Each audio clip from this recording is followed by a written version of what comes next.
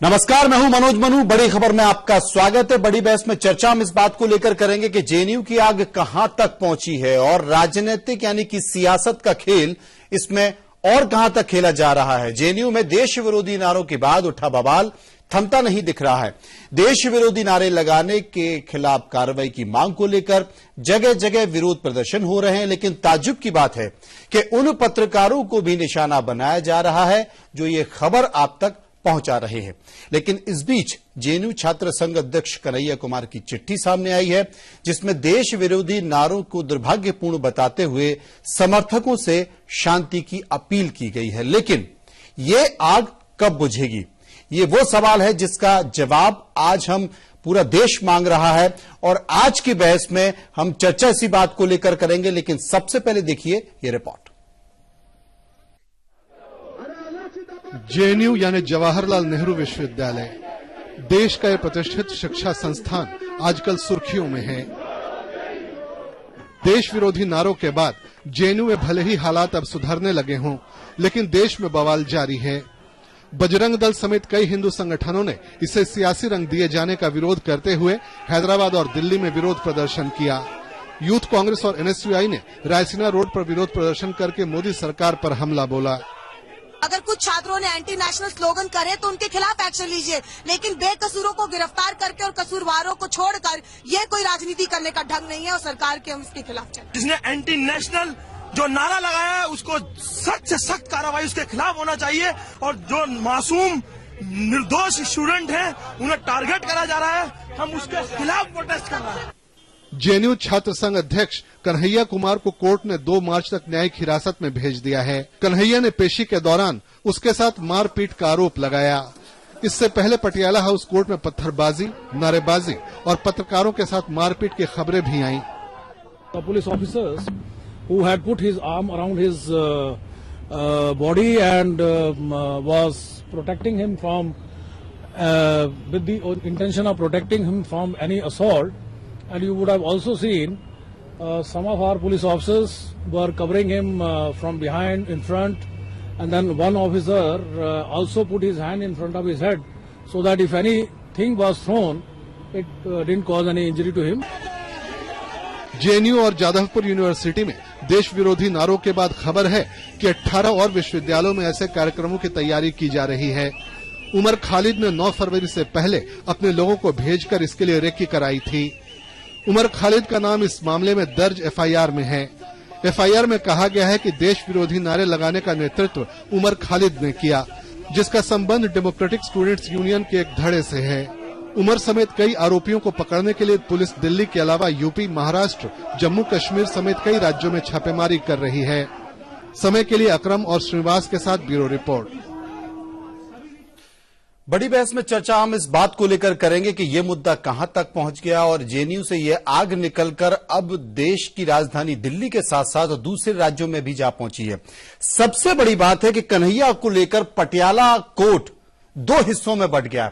एक कन्हैया विरोधी हैं, दूसरे कन्हैया समर्थक हैं। आप समझ सकते हैं कि देश में इस वक्त चर्चा किस बात को लेकर हो रही है, बहस किस बात को लेकर हो रही है। क्या देश के राजनेता, क्या देश की राजनीति इस पूरे मसले को समझ रहे हैं? हम चर्चा इस बात को लेकर करेंगे। हमारे साथ इस पूरी चर्चा में जुड़े हैं सौरभ शर्मा, जो कि संयुक्त सचिव हैं एबीवीपी के जेएनयू में, शकील अहमद साहब जो कि कांग्रेस के नेता हैं और पूर्व जेएनयू अध्यक्ष भी रहे छात्र संघ के, सैयद जफर इस्लाम प्रवक्ता हैं भारतीय जनता पार्टी के, और राहिला परवीन हैं उपाध्यक्ष हैं एआईएसएफ दिल्ली की। हम चर्चा इस बात को लेकर करेंगे। सबसे पहले हम बात करेंगे शकील साहब से। शकील साहब, आप कांग्रेस के पुराने नेता हैं और जेएनयू छात्र संघ के अध्यक्ष भी रहे हैं। क्या इसके पहले, इस घटना के पहले जेएनयू परिसर में कुछ ऐसी स्थिति कभी देखी गई थी? नहीं, ये स्थिति तो पहले नहीं देखी गई थी और जिन प्रतीकों के लिए जवाहरलाल नेहरू विश्वविद्यालय के छात्र, टीचर्स और पूरा कैंपस जाना जाता रहा, वो प्रतीक हम सब लोगों के लिए बहुत ही बाइसे फख्र रहे हैं। और वो प्रतीक बुनियादी तौर पर फिरका परस्त आइडियोलॉजी के खिलाफ रहे हैं। वो बुनियादी तौर पर देश में एक ऐसी व्यवस्था कायम हो जिसमें सबको इंसाफ मिले, देश में औरतों के हकूक की लड़ाई हो, तमाम हक की लड़ाई, डेमोक्रेटिक लड़ाई की लड़ाई और प्रतिबिंबित वहां होता रहा है। तो ये बहसें वहां बड़ी तेज चलती रही हैं, दुनिया के किसी भी मसले को लेकर वहां पे बहसें चलती रहे हैं और मुख्तलिफ माइंड्स वहां इकट्ठे होकर के बहसों के जरिए चीजों को रिजॉल्व करने का प्रयास करते रहे हैं। ये प्रतीक जवाहरलाल नेहरू का है, न सिर्फ मेरी जिंदगी में भी बल्कि मुझ जैसे लाखों स्टूडेंट्स के, मुझे लगता है अखिल भारतीय विद्यार्थी परिषद के भी जो लोग जेएनयू में पढ़ते हैं, भाजपा के जो लोग भी जिन्होंने जेएनयू से पढ़ाई की है, वो इस प्रतीक को अच्छी तरह से जानते हैं। अब जो सामने का प्रश्न है कि वो जिस संदर्भ में चीजें की गई हैं और कन्हैया की जिस तरह से गिरफ्तारी हुई है और गिरफ्तार आज उसकी चिट्ठी भी आपके सामने आई है, कन्हैया की जिस तरह से गिरफ्तारी की गई है, जिस तरह से हेस्ट में जो प्रक्रिया की गई है, और आप देख रहे हैं पिछले 4-5 दिनों से दिल्ली पुलिस जो कि भारत सरकार के अंडर में काम करती है, उसका दोहरा चरित्र भी सामने आ रहा है। तो इन सब चीजों को देखते हुए अफसोस तो होता ही है, लेकिन साथ साथ ये सवाल देश की जनता पूछना चाहती है प्रशासनिक व्यवस्था से, जो गवर्नमेंट ऑफ इंडिया के अंदर में पुलिस चला रही है, और भारतीय जनता पार्टी की जो पूरी नियति और नियत है वो भी साफ नजर आ रही है। चीजों को आपसी सुलझाव से, चीजों को रिजॉल्व करने का प्रयास न करके, बल्कि उसको एक गलत तरीके से उसका इंटरप्रेट करने का प्रयास किया जा रहा है। कोई नहीं कहता कि कोई देशद्रोही नारा लगाए तो उसके खिलाफ कोई नहीं होगा, बिल्कुल होगा, उसमें कोई शक नहीं है। लेकिन आपको चीजों की इंक्वायरी करें, उसके बारे में जानें, उसके बारे में समझें, किस तरह की डिबेट चल रही है, कौन लोग शामिल थे। इसके बिना आपने किसी हेस्ट में एक फैसला ले लिया और फैसले की बुनियाद पर कन्हैया जैसे एक स्टूडेंट को, बिहार का स्टूडेंट है, एआईएसएफ का स्टूडेंट है, छात्र संघ से जुड़ा हुआ है, उसको आपने जेल में ठूस दिया। और उसके बाद जो प्रतिक्रिया हो रही है देश के पैमाने पे और जो कोर्ट्स के स्तर पे हो रहा है, जो वकीलों के साथ जिस तरह का हो रहा है, जो वकील आके सामने आ रहे हैं, एक एमएलए यहां का असेंबली का, दिल्ली असेंबली का जिस तरह से असॉल्ट कर रहा है, जिस तरह से आपकी 5 कमिटी बनाई गई है सुप्रीम कोर्ट के सीनियर लॉयर्स की, उनका जो बयान आ रहा है, या फिर आज जो पटियाला हाउस में हुआ है, इन सब चीजों को देखते हुए ऐसा लगता है कि जो राज्य की जिम्मेदारी है, पुलिस की जिम्मेदारी और भारतीय जनता पार्टी की जो जिम्मेदारी है बहसियत गवर्नमेंट में रहने के, वो जिम्मेदारी नहीं निभा रहे हैं। इसलिए मुझे ये लगता है कि ये लड़ाई लंबी तो जाएगी और जाना भी चाहिए, बहस होगी और बहस होना भी चाहिए। और ये बहस जरूर होगी कि इस देश में एक्चुअली में जो राष्ट्रवाद है वो कौन लोग हैं, राष्ट्रीयता के प्रतीक एक्चुअली में कौन लोग हैं। राष्ट्रवाद क्या है, देश हित क्या है, राष्ट्रहित क्या है। राहेला जी, कैंपस की नजर किसको लग गई? की नजर तो पूरे आरएसएस परिवार को लग गई है क्योंकि जेएनयू कैंपस जो है वो सिर्फ इंस्टीट्यूशन और यूनिवर्सिटी नहीं है, बल्कि वो एक स्ट्रगल, एक मूवमेंट है जो पूरे देश के शोषित तबकों के लिए खड़ा उठता है और पूरे देश के हक और हुकूक की लड़ाई के लिए खड़ा उठता है। और शायद इसीलिए पूरी बीजेपी को और आरएसएस को ये कैंपस नहीं भाया, क्योंकि जेएनयू ही पूरे देश के मूवमेंट को लीड करता है, चाहे वो रोहित वेमुला का मुद्दा हो, चाहे नॉन नेट फेलोशिप का मुद्दा हो या किसी और मुद्दा हो। तो जेएनयू शुरू से सरकार की गलत नीतियों के खिलाफ खड़ा रहा है और जेएनयू का छात्र और जेएनयू की छात्र समुदाय इस सरकार की गलत नीतियों के खिलाफ आवाज उठाता रहा है। शायद इसीलिए जेएनयू कैंपस इन लोगों को नहीं भा रहा है और ये लोग लगातार जेएनयू को क्रैक डाउन कर रहे हैं, सोच रहे हैं कि जेएनयू के मूवमेंट को ये खत्म कर देंगे। मुझे लगता है कि इनकी बहुत बड़ी गलतफहमी है, इन्होंने बहुत गलत जगह गलत तरीके से मूवमेंट को दबाने की कोशिश की है। जेएनयू कभी खत्म नहीं हो सकता है, ना ही जेएनयू का आंदोलन कभी खत्म होगा। जी सौरभ, कन्हैया के साथ जो कुछ हुआ, कन्हैया ने आज अपने तमाम लोगों से एक अपील भी की है और संविधान में आस्था भी जताई है। अब तक कुछ एजेंसियों ने भी जो इनपुट दिए हैं उसमें यह कहा गया है कि कन्हैया ने कोई भी देश विरोधी नारे नहीं लगाए हैं। आप क्या मानते हैं, कन्हैया के साथ जो हुआ वो ठीक हुआ, गलत हुआ? देखिए, जो ठीक हुआ या गलत हुआ वो तो अभी कोर्ट में मामला चल रहा है, वो कोर्ट फैसला करेगी।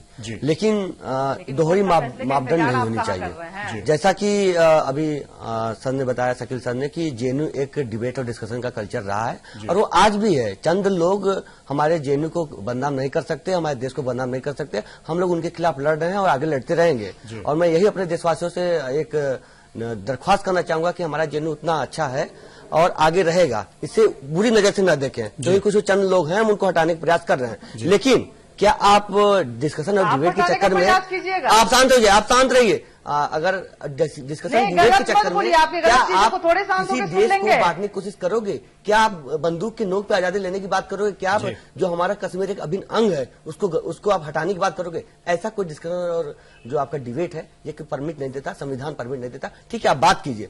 और दूसरी तरीके से जिस तरीके से अभी बोला कि गुंडागर्दी रुक जाइए राहिला जी सुन लीजिए मेरी बात, मैंने आपका सुना है। जैसे आपने बोला है कि आरएसएस दिखाए है ना, देशभक्ति के नाम पे जो गुंडागर्दी आप खुलेआम कर रहे हैं, वो तो कौन गुंडागर्दी किया, वो तो पूरी जनता देख ली है उस वीडियो में। आप शांत रहिए, आप लोग ही चंद लोग ही पूरे देश को बांट रहे हो। और आप पूरे जेएनयू कैंपस में जिस हिसाब से आप लोगों ने माहौल बनाया है उसके लिए आपको पूरे देश को माफी मांगना चाहिए। आप और आरएसएस या किसी को मत बोल दीजिए। जिस तरीके से आप लोगों ने कांग्रेस को इन्वॉल्व किया, जिस तरीके से हम पूरे मुद्दे को पॉलिटिसाइज किया, इसके लिए आपको देश को माफी नहीं देना। क्या जरूरत थी वहां पे पॉलिटिक्स में जाने के लिए? राहुल गांधी जी को बताइए, जितने लेफ्ट के जितने लोग आए वहां क्या जब 9 तारीख से जब ऐसा केस हुआ था कोई कंडेम नहीं किया। 2 दिनों तक इन्हीं के नेता ने वहां जाके फ्रीडम ऑफ स्पीच के नाम पे पूरा बकायदे डिफेंड किया है।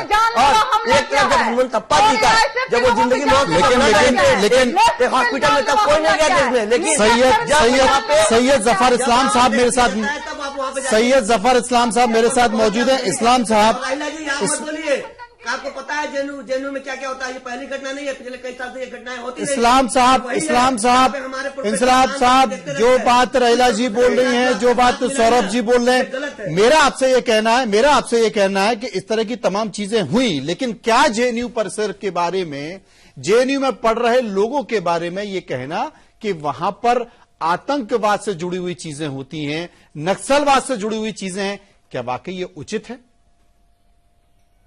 बिल्कुल उचित है। देखिए, पूरे जेएनयू को हम बदनाम नहीं कर सकते, लेकिन जो लोग भी इसमें इन्वॉल्व हैं और हमारे पास इंटेलिजेंस इनपुट्स भी है जी, और आपसे दरखास्त करेंगे कि एक बार वीडियो चलाते तो शायद हमारे जितने पैनलिस्ट हैं, खास के कांग्रेस के और एआईएसएफ के, उन्हें एक बार मौका मिलता देखने का कि जो लोग देश को तोड़ने की बात कर रहे हैं उसके हिमायती बन गए हैं ये लोग। और राहुल गांधी वीडियो सबके सामने है, पूरे देश के सामने है, पूरे देश के सामने है और उसको देखना चाहिए कि लोग देश को आपका प्रेसिडेंट था और उसके जो लीडर है, सारा अधिकार तो आपको ही है राहिला जी, सारा अधिकार तो संविधान ने आपको ही दे दिया है कि वहां पे जाके 10-10 टुकड़े कीजिए। सौरभ जी 1 मिनट, राहिला जी, सौरभ जी 1 मिनट मुझे खत्म करने दीजिए, मुझे बोलने दीजिए। तो ये सारी चीजें जो राहुल गांधी ने, अगर राहुल गांधी को इस पूरे जेएनयू में जाना था तो उनको उस स्टूडेंट के साथ खड़ा होना चाहिए था जो इस पूरे वीडियो की प्रोटेस्ट कर रहे थे, और कहना चाहिए था कि जो लोग इसके लिए जिम्मेदार हैं उनको सजा दी जाए। आज ये कहते हैं, नारा लगाते हैं कि जो लोग जिम्मेदार हैं उनको सजा दो, लेकिन खड़े होते उन लोगों के साथ जो इसके साथ जिम्मेदार थे। ये कैसी इनके दोहरा मापदंड है इनका? अगर इनको सही में कुछ भी राष्ट्रवादी है और सोच है इनकी और चाहते हैं स्वागत किया, आप लोगों ने बकायदा स्वागत किया जेएनयू कैंपस में पूरे देश के सामने। हाथ कंगन को आरसी क्या, पढ़े लिखे को फारसी क्या? राहुल गांधी जी कैंपस में गए, उनके वर्डिंग्स को भी आप चला दीजिए, और जब उनके एक एक वर्डिंग्स को आप चला दीजिएगा तो किसी भी तरह की कोई आपत्तिजनक बात नहीं जाएगी। जब देश के समाज का एक इतना सजग स्टूडेंट तबका जेएनयू में एक ऐसे माहौल को झेल रहा है तो जाहिर सी बात है कि सॉलिडेरिटी के लिए जाएंगे, और जाना चाहिए, क्योंकि प्रश्न जो है वो प्रतीकों का का है। और उन्होंने जाके क्या कहा? उन्होंने जाके कहा राहुल गांधी जी ने कि इसमें स्टूडेंट्स की जो आवाज है उसको इस तरह से नहीं दबाया जा सकता जिस तरह से पुलिस या राज कायम करके दबाया जा सकता है। स्टूडेंट्स के कैंपस में जाकर नहीं दबा सकता। वही मुझे बोलने दीजिए, मुझे बोलने दीजिए, देखिए आप अकेले बोल सकता हूं मैं, तोड़ने वालों के साथ आप टेलीविजन पे बोल रहे